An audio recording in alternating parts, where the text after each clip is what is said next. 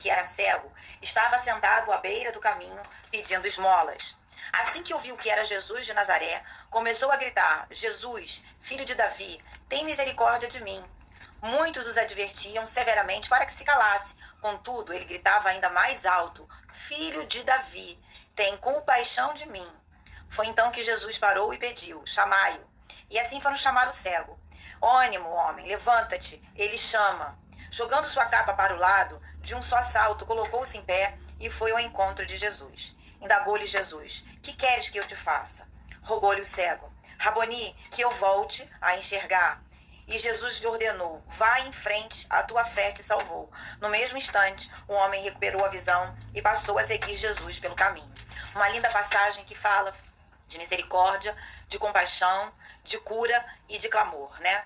Quando eu comecei a ler esse texto, né, a Bíblia diz que Bartimeu era filho de Timeu. Ele é assim que ele estava sendo conhecido. Ele estava à beira do caminho, estava esmolando, porque ele estava com uma deficiência. Essa deficiência era uma deficiência visual, que fazia com que ele não pudesse ganhar o seu sustento, nem pudesse ser honrado pela sociedade. Hoje, né, muitas pessoas têm deficiência não só visual de enxergar espiritualmente, mas deficiência mesmo física, emocional, espiritual, moral, diante de tudo aquilo desse cenário que nós estamos vivendo.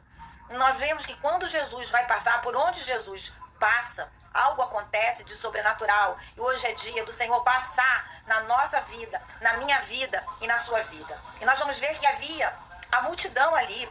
Era uma barreira para que aquele cego, sem enxergar, encontrasse o caminho até seguir Jesus e fosse ele diretamente clamar e pedir. Mas ele escutou um tumulto e perguntou o que era, e falaram que era Jesus. E ele tinha esse Jesus no coração dele como alguém muito importante, porque ele vai declarar: tem Jesus, filho de Davi. Quando ele faz essa frase, quando ele declara essa frase, ele está reconhecendo a soberania de Deus e por quem Jesus foi enviado pelo Pai, que Jesus realmente era o Messias, que curava. Tem misericórdia de mim, né? Ele, da onde se encontrava, na situação que ele se encontrava, ele gritou bem alto, porque era a única coisa que ele poderia fazer. Ele não enxergava para ir até onde Jesus estava, mas ele usou a sua voz. E hoje eu quero te perguntar: para onde você tem gritado? Né? Você tem gritado para a sua voz tem ecoado? Para que lado? Para quem você tem clamado? Para quem você tem depositado a sua confiança? Nós sabemos que a última palavra vem do Senhor Jesus. É para ele que nós temos que levantar a nossa voz de clamor. É para ele que nós temos que gritar: Jesus, tem misericórdia de mim. E ele vai gritar e a multidão vai mandar ele calar a boca. Muitas vezes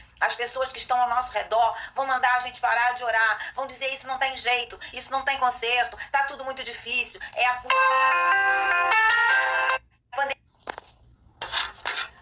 Caiu aqui a ligação. Então eu quero te dizer que para onde você tem gritado, né? Muitas vezes a gente grita e coloca a nossa esperança no vizinho, no governo, nas pessoas que estão ao nosso redor, em alguém da família. Eu quero te dizer que a nossa esperança está no Senhor Jesus. E ele foi gritando mais alto: tem misericórdia. Depois ele foi para a compaixão. Queria que Deus se compadecesse da sua situação. E Deus ouviu o seu clamor, né? E fez com que e Jesus o chamou. Hoje Deus está te chamando para você confiar nele, para você depositar a sua esperança nele, mesmo em meio a essa adversidade, mesmo em meio a todo esse cenário caótico que nós estamos vivendo. Nós temos que dizer: Jesus, filho de Davi, tem misericórdia e tem compaixão de mim, porque Deus está nos chamando. Ele nos chama para perto dele. E naquele momento, aquele homem, né, o Bartimeu, ele largou a sua capa. Eu acho isso lindo, porque quando ele foi em direção a Jesus, ele tinha certeza que algo de diferente ia acontecer na sua vida. Ao largar a capa que de repente identificava ele como alguém que esmolava, alguém que dependia sempre do favor humano, sempre de uma migalha, fez com que ele levantasse sabendo que ele estava indo em direção a Cristo, ao filho de Davi, que iria modificar a sua vida, iria trazer algo novo à sua vida. Larga a capa, larga os seus pensamentos ruins, larga esse fatalismo que você tem visto nos telejornais, larga tudo isso, vai em direção à cruz de Cristo, porque é ela que vai me trazer a transformação, é ela que vai me trazer a vitória, é ela que vai me trazer tudo que eu tenho para realizar, que Deus tem para realizar através da minha vida. E nós vamos: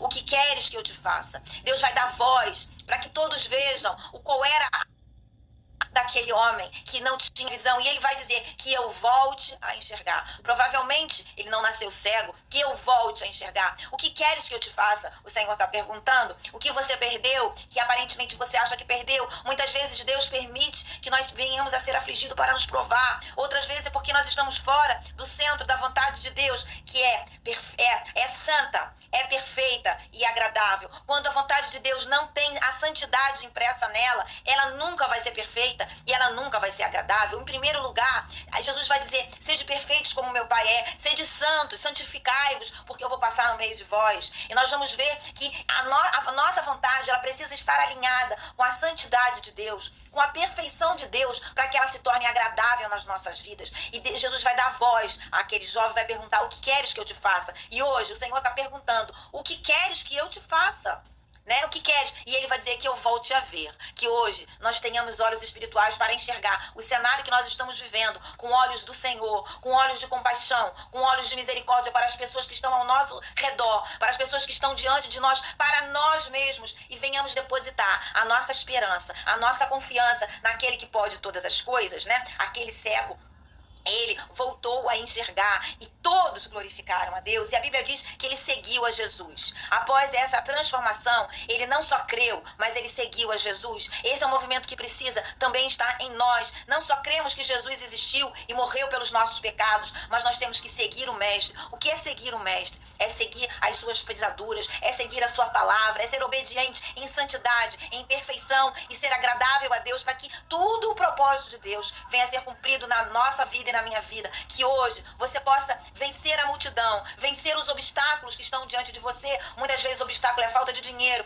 é a carência de afeto, é se sentindo só. Vença isso, jogue a sua capa fora, olhe para a cruz de Cristo, vá em direção ao Mestre, porque o Mestre hoje está te perguntando: o que queres que eu te faça? O Senhor hoje vai liberar uma palavra de vitória, que você volte a enxergar com os olhos do Espírito Santo, com os olhos de Deus, e veja quem você é em Cristo Jesus. E se você não tem Jesus, receba esse Jesus maravilhoso que transforma todas as coisas, que muda a nossa vida, muda a nossa história. Não é só com bênçãos materiais, mas com bênçãos espirituais, que nós venhamos ser revestidos desse poder, ânimo para vencermos todas as ciladas de Satanás e destronarmos principados e potestades em nome de Jesus, porque Deus nos dá autoridade para isso e nos confia essa missão. Nós somos a igreja de Cristo aqui na terra, com poder e autoridade para repreendermos toda falta de visão, tudo aquilo que não provém de Deus. Que você possa vencer e possa gritar para a pessoa certa. Esse homem gritou: tem misericórdia de mim, tem compaixão de mim. Ele clamou.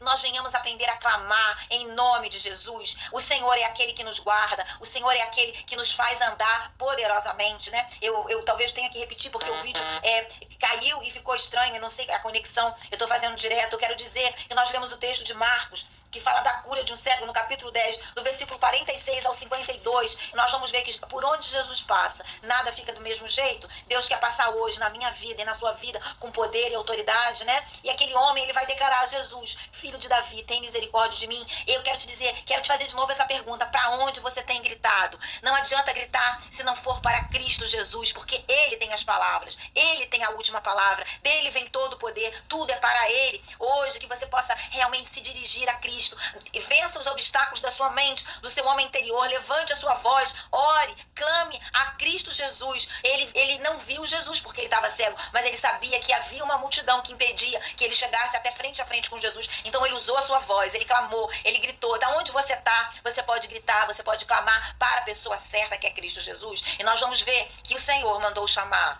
e ele teve frente a frente com Jesus, e Jesus vai perguntar: o que queres que eu te faça? E Deus está nos perguntando hoje: o que queres que eu te faça? Coloque a sua causa diante de Deus. Eu não sei, eu tenho a minha, você tem a sua. E Deus concedeu a petição daquele jovem, né? Para que nós venhamos a ter arrumado na nossa mente que Deus, a vontade de Deus é perfeita, ela é santa e ela é agradável. Tudo que foge da santidade de Deus, foge da perfeição de Deus, não se torna agradável, não perdura e não permanece.